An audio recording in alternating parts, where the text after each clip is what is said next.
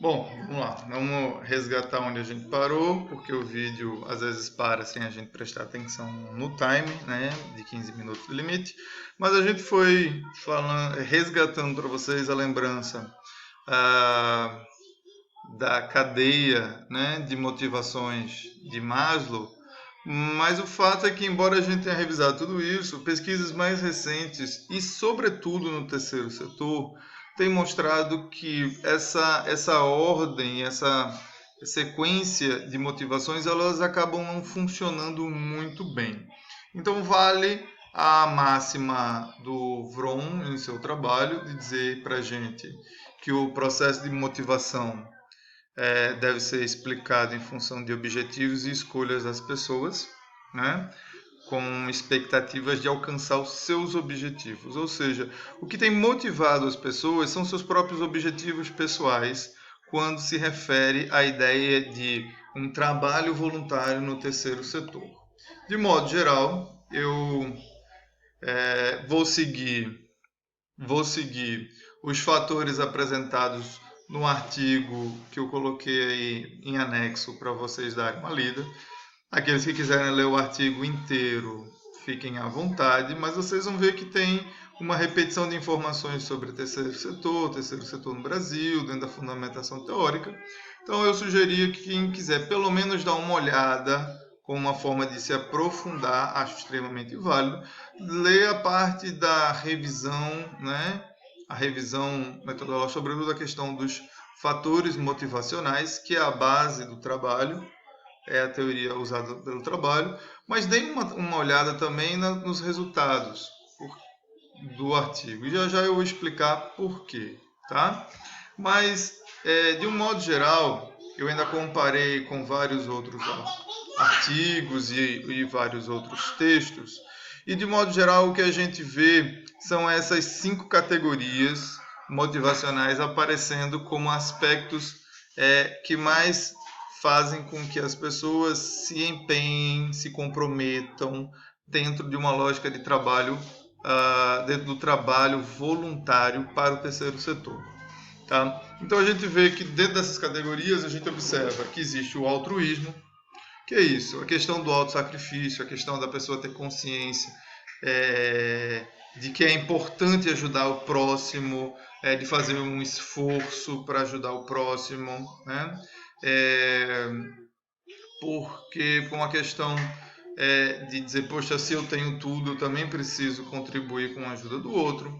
Existe a questão da justiça social, né? Então, a questão da pessoa se sensibilizar com o fato de haver necessitados e que ela pode contribuir para diminuir essa injustiça, é uma motivação.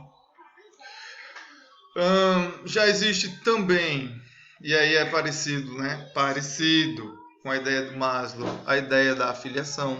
Muita gente se motiva e se engaja em trabalhos voluntários por uma questão de inserção social, ou seja, de fazer parte de um grupo, de um coletivo, se sentir fazendo parte de um grupo de próximos, tá? Existe a questão do aprendizado, então muitos se motivam ao trabalho voluntariado porque isso é uma oportunidade, uma experiência profissional, isso é uma oportunidade de aprendizado profissional, de conhecimento, de bagagem, né? E tudo isso acaba contribuindo, né? E por fim, a gente pode dizer que a categoria de motivação mais egoísta, o termo egoísta não significa que a pessoa faz por vontade própria, né? A pessoa faz uma ajuda ao outro, mas faz uma ajuda ao outro considerando um si, né? A pessoa poder se satisfazer, se sentir bem, se sentir útil, né? À medida em que ela ajuda o outro. Então, esses são uma variação. Se a gente observar essas categorias, acabam sendo uma variação motivacional que vai do mais altruísta, do agir motivado para ajudar o outro, seja por uma questão de sacrifício, de justiça social, de afiliação, seja por uma questão mais egoísta, mais de pensar em si mesmo. Vou ajudar o outro para eu aprender, para eu me desenvolver, para eu avançar na minha carreira, né? Ou eu vou fazer isso para eu me sentir bem. Então a gente observa que existem esses níveis de variações que aparecem em vários artigos,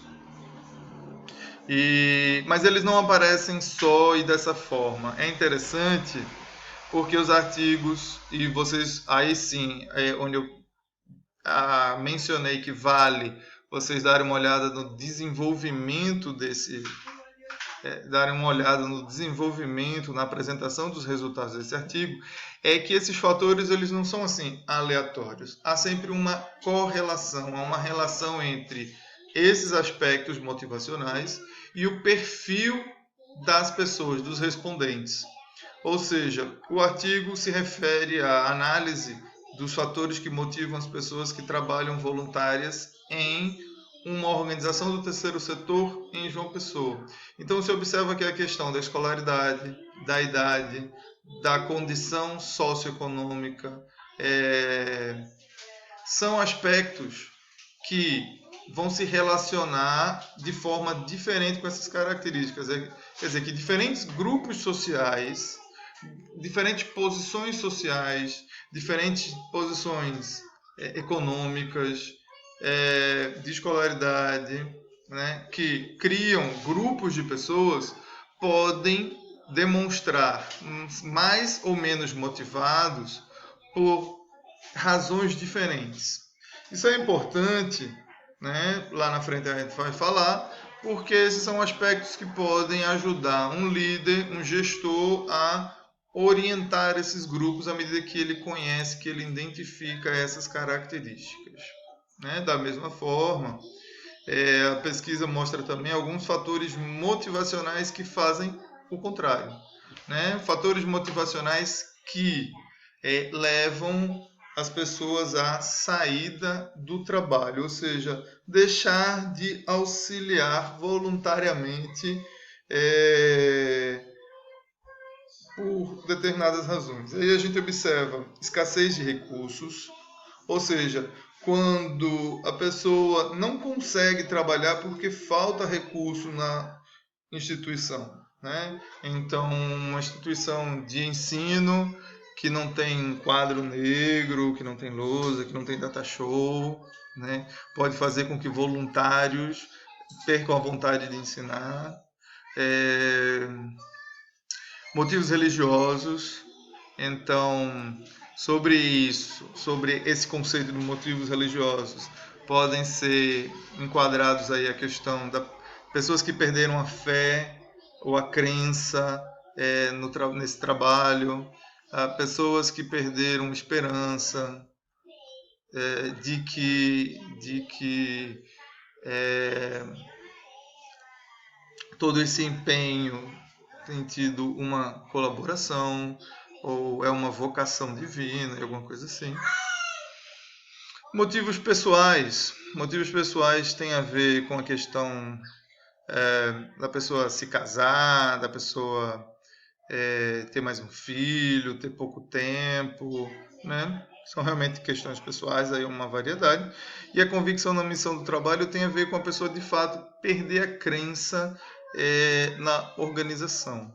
Ou seja, não acreditar mais na instituição, na organização sem fins lucrativos, do qual ela está ali associada, né, e trabalhando. No artigo que a gente está deixando aí para a leitura de vocês, e aí de novo a ideia, deem uma lida, dê uma olhada, ao menos en passant na apresentação dos resultados e na conclusão final, as estatísticas que eles fizeram da pesquisa. Bom, então, apareceu, não foi? Então, dá tchau.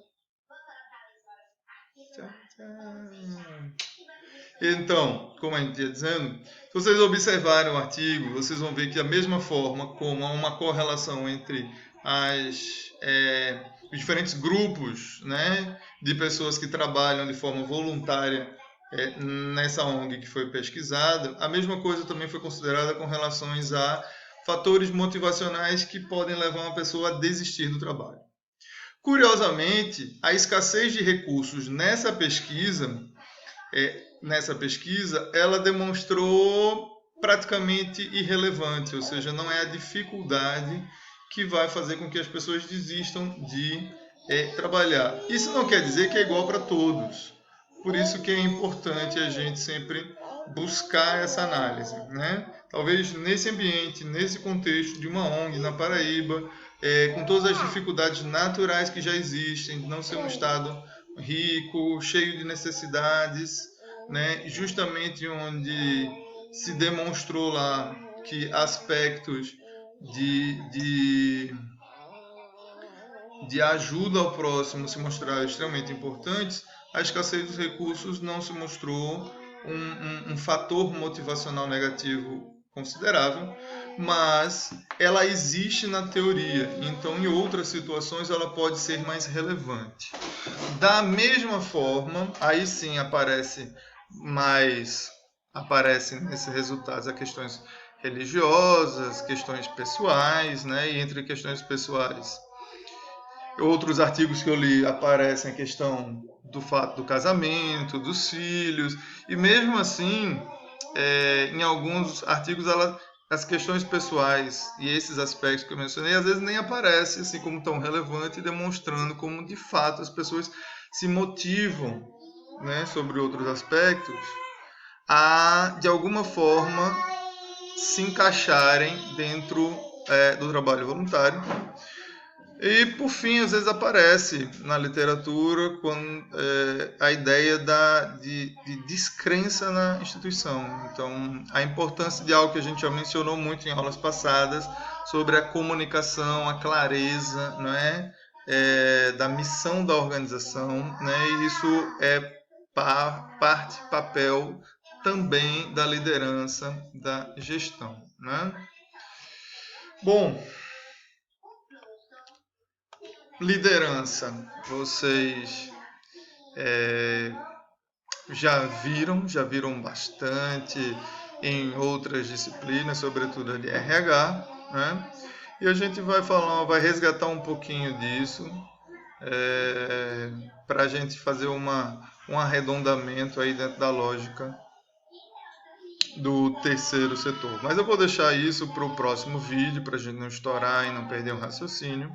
Por hora, a gente vai encerrando. Vocês deem uma olhada no artigo, daqui a pouco a gente volta, ou vocês clicam no próximo vídeo para a gente falar sobre liderança, tipos de liderança, resgatar esse conhecimento e avançarmos para falar sobre a liderança dentro do terceiro setor.